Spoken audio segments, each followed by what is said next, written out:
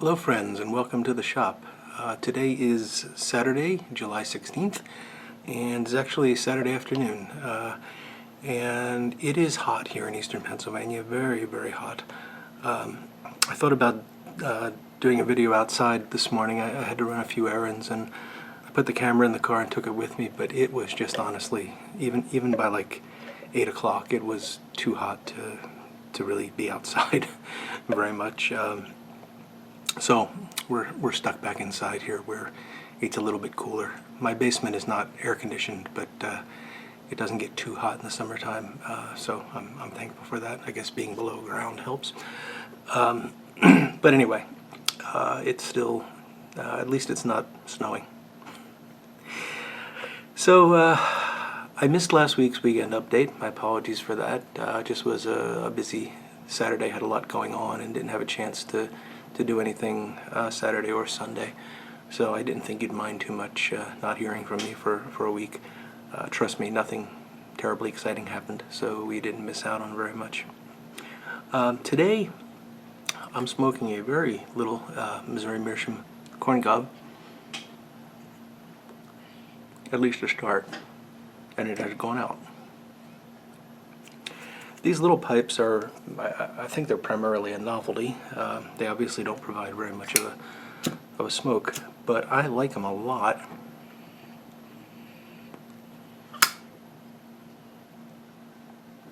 When I'm testing blends, or what I like to do sometimes is get component tobaccos, so smoke some some straight dark fire Kentucky, for example, just to get a sense of what that is adding to the blends. It helps develop your palate. It's sometimes a very unpleasant experience, though, because these condiment tobaccos are not meant to be smoked straight. Also, sometimes like a straight Burley or a straight Virginia can be a bit harsh. So having a little pipe like this is great, and since it's a cob, it doesn't ghost, and it really is ideal for testing out tobaccos. And that's not why I'm using it today. Today, I want to talk to you about Sugar Barrel. So you'll recall that, I don't know, about a month ago, I received a very nice package from Tiago, our ArtsandClouds, in which he sent me a very generous sample of Sugar Barrel, which I have here jarred up. And this was from a large tub that he had just opened. And I really appreciate this, because this is one of my favorite over-the-counters that is unfortunately no longer available. Now, I also have a small amount of old Sugar Barrel that I received a couple years ago, and this is it's dwindled quickly, and I've been jealously guarding it because I really do like the blend a lot. But now that I have this, I feel a bit more comfortable smoking this one. And I wanted to do a bit of a comparison. I would guess that this is a bit older than what Tiago sent me, although I don't know the age of the tub that he opened. Actually, if you know that, I'd really appreciate knowing what year it was made, Tiago. I have no idea if those tubs have dates on them or not. So anyway, I wanted to smoke a bit of this to start off with today, and that's what I've got here. Just knocked something on the floor. That's what I've got here in this little pipe, just because I didn't want to make a full bowl of this, because I just wanted to sort of do a comparison for my own interest between this stuff that I've had for a while and the new stuff that Tiago sent. And this pipe is just about done. I'll give it one more relight just to make sure.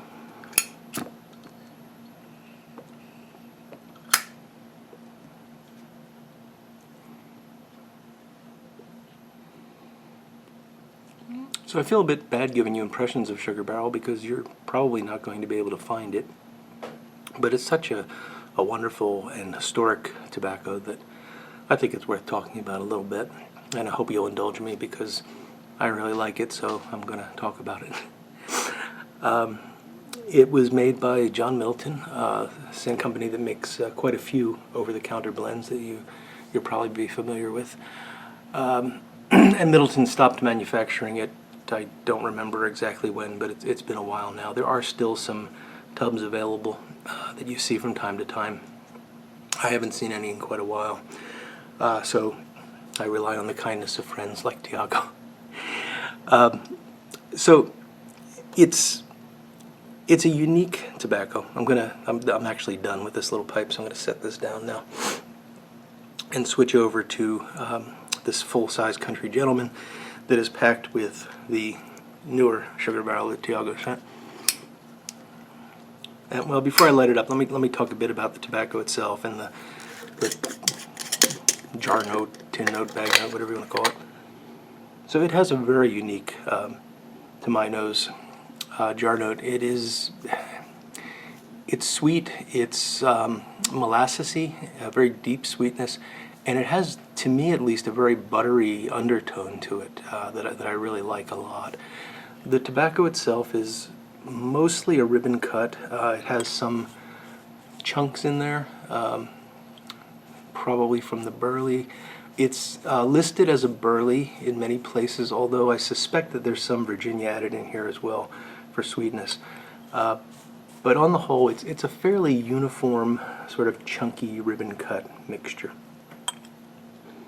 And it has that really nice, sweet, molasses, buttery aroma to it. Packs easily, lights very easily. All in all, it's a sort of what you expect from a reliable over-the-counter. You know, it's a no-nonsense blend. You don't have to play around with it a lot. It's resistant to drying.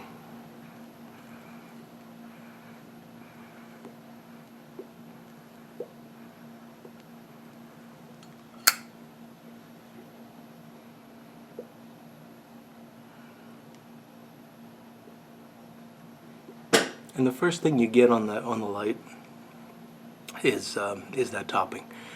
And yeah, this is an aromatic, but it's what I like to call a natural aromatic. It clearly has sugar, molasses, brown sugar, something like that in the mix, and that comes through very clearly in the flavor.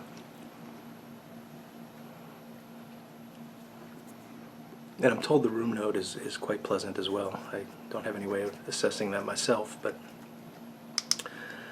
my wife doesn't throw me out of the house when I smoke it.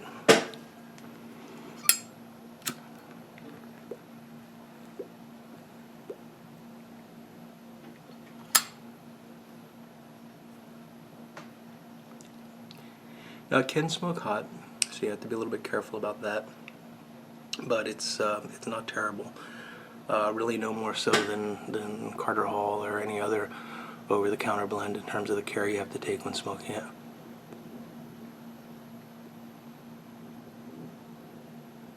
And it's amazing because the flavor here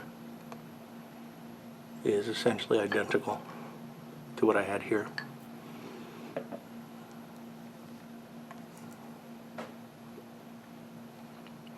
It's a very consistent flavor, and some people might say this is boring, but that flavor is consistent through the whole bowl, from the first light all the way down to the very heel of the pipe. There's just, to my palate, no variation in flavor. I like that for some blends. I mean, of course, complexity is nice when you're sitting back and you've got time to really enjoy the pipe and think about it. But sometimes you're not in that mood. You're doing something else. You're reading. You're doing yard work or something, and you want the pipe just there as a companion, something to keep your mouth occupied. And these are the kind of blends I like for times like that. I guess what it comes down to is I don't feel bad if I ignore it, because I know I'm not missing anything by ignoring it. Some more complex blends, like Haunted Bookshop, for example, there's a lot going on in Haunted Bookshop, and I like to think about it as I'm smoking it, because I think it's a waste to just sort of puff away and ignore it. With this blend, there's no waste, or nothing lost if your mind goes away from the pipe for a while.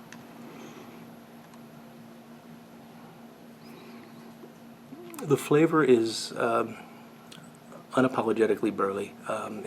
It's clearly a burley blend, but there is a little bit of tobacco sweetness that comes in there, making me think that there's some Virginia in this as well.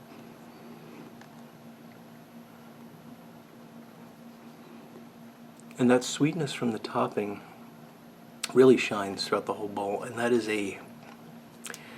it's a deep brown sugary molasses, almost buttery flavor that is unlike anything else that I've ever smoked.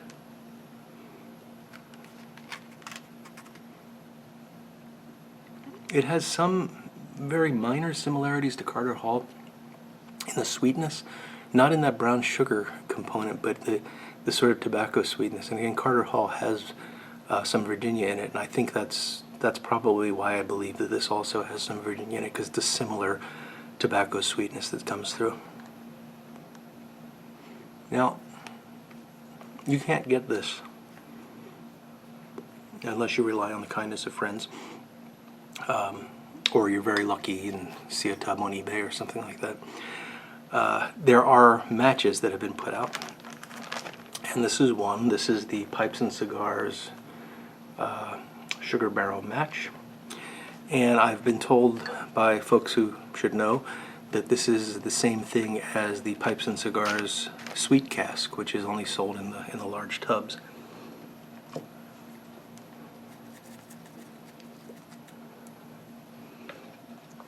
Well, the match is a very different tobacco. See if I can show you this. There are some very big chunks here. Really large chunks that are interspersed with some lightly colored, I don't know if I can get that in there, lightly colored ribbon. Might be barley, might be Virginia, it's hard to tell. And what I think they've done here is I think that these large pieces are actually a crumble cake that has the flavor infused into it, and then the rest of it is just sort of supporting barleys and Virginias. The bag note on this, or the pouch note, or the note, is different. It's to my nose, it's more of a vanilla sweetness. It doesn't have that that brown sugary, molassesy, buttery aroma to it. It's got a bit of that, but it seems to be predominantly a vanilla type topping, and it is sweet. At least the smell is sweet. Now, I'm not going to smoke this because I tried it I think 3 times now, and I really don't like this. It's burly. It has that that pencil shaving quality that some blends have, and I wish I could find a better way to describe it, but it's an unpleasant cedary flavor. Not like a good cigar has cedar notes to it, but more of it. I mean, it tastes the way pencil shavings smell is the only way to describe it. And unfortunately, to me, that's the dominant flavor profile of the match.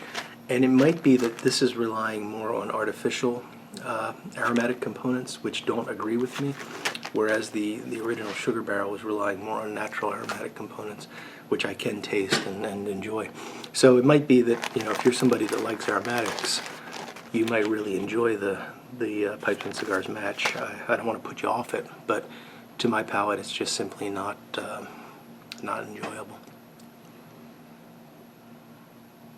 And certainly not the same thing as the original. So that's really about all I have to say about Sugar Barrel. It's an excellent blend. I'm very sad that it's gone, as I know several others of you are saddened by that.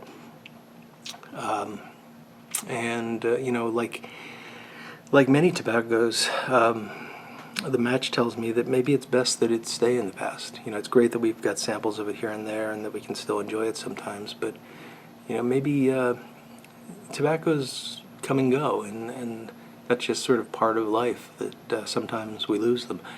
And after a while, I think our memory of the blend can become greater than the blend itself was, and it's impossible to you wind up chasing a ghost, essentially, because what you're remembering is probably something that never really existed, or is complicated with memories of the time and other things that were going on in your life, and you're expecting a faithful reproduction of all of that, and you're just not going to get it. It's tobacco, it's not magic. So fortunately, we've got lots and lots of great blends.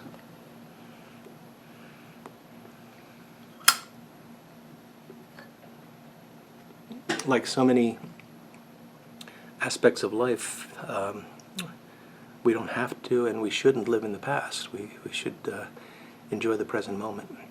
And right now, my present moment is enhanced with something from the past, but that doesn't mean that when it's gone, I need to mourn that necessarily, because there's plenty of good things in the present that will take its place. I hope that makes sense. Let me know what you think about that. I know almost all of us have a blend that we wish was still around, and unfortunately, the way things look right now, there may be quite a few more of those in the near future. And I know a lot of folks have been stocking up on their favorites. I've stocked up on some of mine. But, in the end, we're going to have to let go and live in the present moment. Enjoy what we have rather than being miserable about what we used to have. Well, that's it. I'm going to get off my Sugar Barrel Old Blend soapbox now and give you a bit of an update on what's going on here. So you've hopefully seen that I completed the 7LE315KS. The pipe turned out nicely. I'm pretty happy with the results of that. I haven't smoked it yet. I'm looking forward to it, but it's been so hot, to be honest. I just really haven't been in the mood for pipe smoking. I've smoked quite a few cigars lately, but not a lot of pipes. And I don't want to try that one until, I don't want to just pack it and puff on it. I want to actually enjoy the first smoke. So it'll come along soon. I'm going to smoke that a few times before I give you my impressions of it, because I want to get a feel for that double bore stem and see if it is actually making a difference, or better or worse. So we'll see how that goes. The next set of videos, shop videos, I'm hoping is going to start this Wednesday, although I may have to delay that a week. And that's going to be a cob modification, and that's going to be the cob modification for Benjamin Mitchell. So hopefully I'll have the first in that series up this Wednesday, and you can follow along with the progress as I make Ben's pipe, and I'm really looking forward to getting started on that. Beyond that, it's been busy, not busy in the shop, but busy life in general. Lots of things going on. Work's been interesting. I missed a lot of time over the past several months, and now I'm able to spend more time at work, which means I've got a lot to catch up on. So that's been keeping me very busy and making me very tired at the end of the day. So, but things are getting back to normal, and I'm really happy about that. In fact, I'm starting to get some hair growth back, so maybe I'll be able to get rid of this awful shadow soon and not terrify you with my bald head.